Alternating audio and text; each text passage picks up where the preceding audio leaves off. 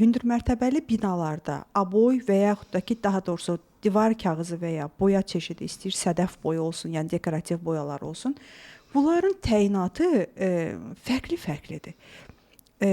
Müştərinin istəyini nəzərə almaq olar, o başqa bir şeydir. Amma burada bir mütəxəssis rəyi də lazım olur ki, hündürmərtəbəli binalarda normalda biz divara birbaşa boya vurmaqdan qaçırıq.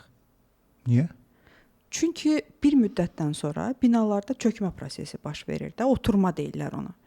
Onda mikroçatlar yaranır. O mikroçatlar bir müddətdən sonra içinə girir toz, torpaq, təmizlə, treşinalar, yəni o zədələr görsənir. O zədələr görsənir deyə ona görə onu hər yerdə boya tətbiq eləmək mümkün deyil. Yəni nə qədər gözləmək lazımdır ki, onun qarşısını almaq üçün altından aboy vurulur. Boya, yəni divar kağızı vurulur. Hə, siz dediniz Bəli. filizilin? Filizilin, yəni A4-lər deyilir, sadə.